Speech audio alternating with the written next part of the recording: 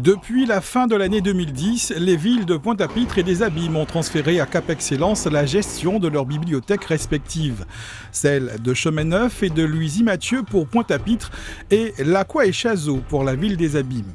Des outils éclatés sur le territoire communautaire qui répondent à une nécessité de rapprocher l'offre culturelle des populations des villes de Cap Excellence. Aller vers la proximité, permettre l'accès au plus grand nombre à la culture, notamment en tout ce qui est disponible dans les médiathèques ou les bibliothèques, les livres généralement, mais aussi tous ces outils modernes de communication, d'instruction.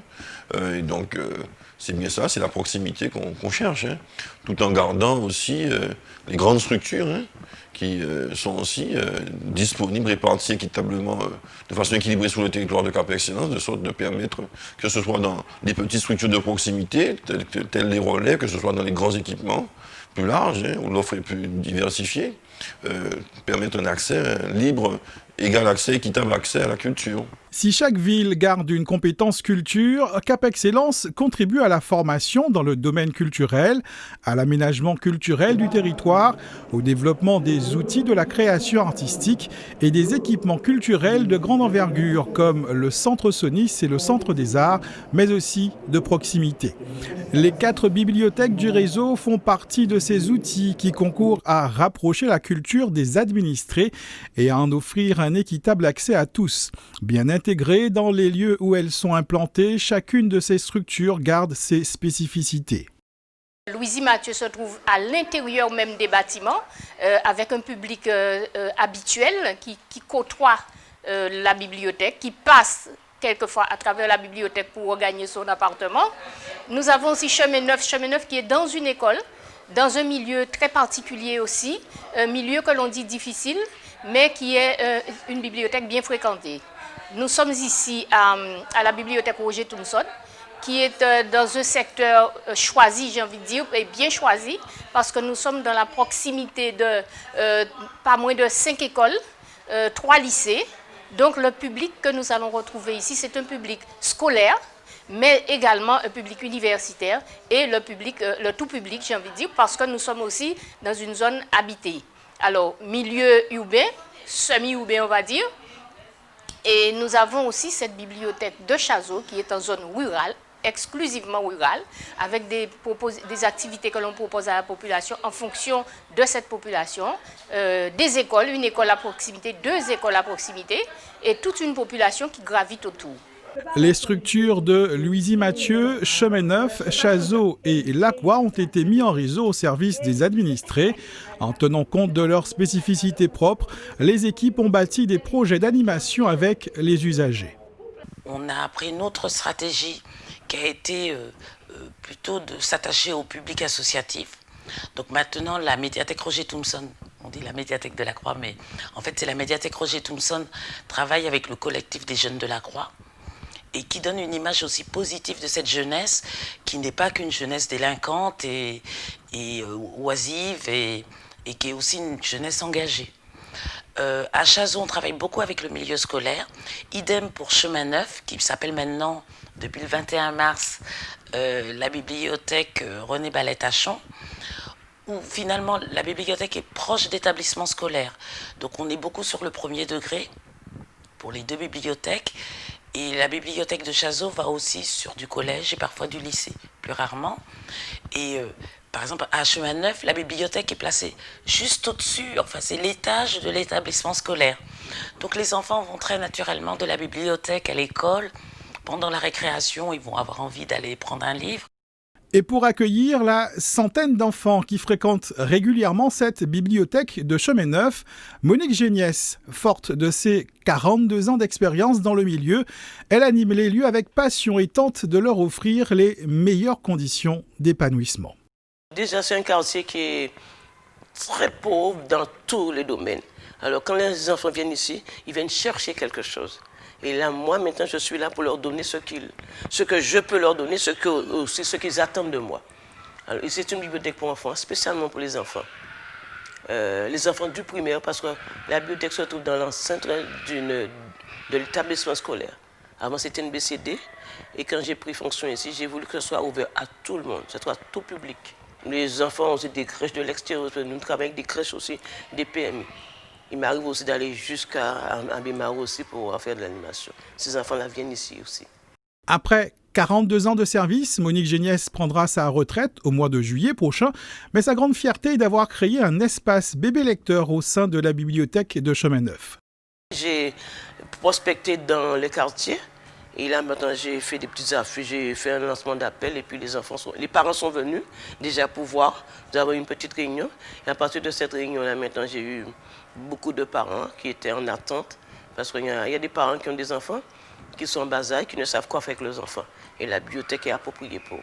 J'ai instauré un coin avec tout ce qui est nécessaire, coin de linge, de changement, des livres, des jeux, tout pour les enfants. Et quand ils viennent avec leurs parents, déjà je prépare en amont les animations, bébé lecteur, et puis après nous commençons, quoi. Disons que c'est plutôt l'éveil pour les bébés lecteurs. Monique apprend aux parents comment faire cet éveil à la lecture et susciter l'intérêt de leur enfant pour le livre. Chaque mercredi, une dizaine de parents la rejoignent et quelques assistantes maternelles le mardi. Outre cette activité en direction des bébés, le réseau des bibliothèques de Cap Excellence propose une large palette d'animations et de rendez-vous ouverts aux petits mais aussi aux grands. Notre credo, c'est que les bibliothèques doivent être des outils d'accès à la connaissance, mais toute la connaissance, et là de manière exhaustive et la plus large possible et la plus diversifiée. Dans nos bibliothèques, vous allez trouver des opérations récurrentes, comme l'heure du conte, qu'on trouve dans les 4 bibliothèques, comme le livre au ciné, qui est en fait un cinéma itinérant, une activité de type ciné-club. Vous allez retrouver également des présentations d'ouvrages, et puis vous allez retrouver des actions plus spécifiques à la spécificité de chaque équipement. Mais l'amour, c'est liberté. Hein. Mais c'est pour ça. Mais merci. L'amour, c'est liberté. D'accord. On est d'accord. Si. Puisque c'est cette liberté que vous cherchez, votre intimité, c'est votre liberté. Ici, à la médiathèque Roger Thompson de Lacroix, les adultes sont invités une fois par mois à échanger autour d'un petit déjeuner. En ce moment, nous assistons ici à la bibliothèque Roger Thompson à un Café News qui a lieu une fois par mois, le vendredi, le dernier vendredi du mois. Et aujourd'hui, le thème du débat qu'ils ont mis en place, c'est parler d'amour. Ensuite, ces personnes, avant le débat ou après le débat, comme il leur plaît, vont faire de la lecture de magazines, vont s'informer de l'actualité, etc. Donc ce sont des bibliothèques très actives et très fréquentées par la population. On n'y parle pas uniquement lecture, mais aussi fait de société au cours d'échanges très nourris et en toute liberté. Un espace de rencontre et de consolidation de la citoyenneté. Tout ce que je fais, Eh bien, alors, je voilà. le fais pendant toute l'intimité. Donc, pas dire que c'est ça ou pas fait. Si demain ça va pas, Donc, on est toujours prêt pour le combat. D'accord. Donc, on est toujours prêt pour le combat. En 2016, Cap Excellence a développé une initiative innovante qui a mobilisé l'ensemble des bibliothèques de son réseau, ainsi que la médiathèque Paul Mado de Bémao. Un projet de création d'un magazine jeune public autour du conte, projet qui a nécessité la réalisation de 3 ateliers avec les élèves du territoire et leurs parents. Nous procédons à l'éponymie de chaque bâtiment qui va porter le nom ou qui porte le nom d'une personnalité guadeloupéenne méritante et qui a un rapport avec l'écriture ou le livre ou la culture ou la connaissance. Donc nous avons monté un atelier qui s'appelait Les Petits Reporters et les enfants de près d'une quinzaine d'écoles, ce qui doit représenter une masse d'environ 250 élèves, ont fait des recherches documentaires pour savoir qui était Madame Renée Ballet-Tachon, qui était Monsieur Germain Cessé, qui est Monsieur Roger Thompson, qui est Madame Archimède Tomiris. Et ils ont vraiment fait un travail d'enquête, je dirais presque de détective, mais également presque journalistique, pour découvrir qui sont ces personnalités à qui on va donner le nom des bibliothèques. Ça, c'était le premier atelier. Les parents ont prêté leur concours à ce projet, c'était vraiment extraordinaire. Les enseignants on fait une énorme action pour pouvoir emmener les enfants vers l'envie de vouloir découvrir ces personnalités. Ils ont joué le jeu. Nous avons monté un autre atelier qui s'appelait Écrivain en herbe et qui a permis aux enfants, avec l'aide d'une conteuse, de créer un conte de toutes pièces qu'ils ont inventé ex nihilo sur des problématiques qui leur ressemblent. Et enfin, un dernier atelier qui est un atelier d'illustration et qui est venu illustrer ce conte. Donc le magazine est composé, c'est une collection nationale, même internationale je dirais, ciblée jeune public et qui est toujours constituée de la même manière. Il y a un conte professionnel avec un illustrateur professionnel, la partie recherche documentaire des petits reporters qui est en fait la partie connaissance qu'on apporte au public, une partie jeu avec des petits jeux éducatifs du type les 7 différences, ces petits jeux là où en reliant des points ça constitue un dessin, et puis la dernière partie qui nous a le plus mobilisés, bibliothécaires, écoles, enfants, parents et institutionnels, qui a été la création de ce conte et des illustrations. Et pour cela nous avons travaillé avec un jeune plasticien qui s'appelle Nathanaël Filbert. Et finalement, ce projet qui nous a mobilisés pendant 6 mois a mobilisé 4 bibliothèques du réseau, plus la bibliothèque de Bémao avec laquelle nous travaillons pour la première fois. Le magazine Tiroche sera diffusé dans le réseau des bibliothèques du territoire de Cap Excellence et d'autres projets de création sont programmés au cours de l'année. Rapprocher l'offre culturelle des populations, consolider la citoyenneté, développer l'animation culturelle, autant de missions du réseau des bibliothèques de Cap Excellence.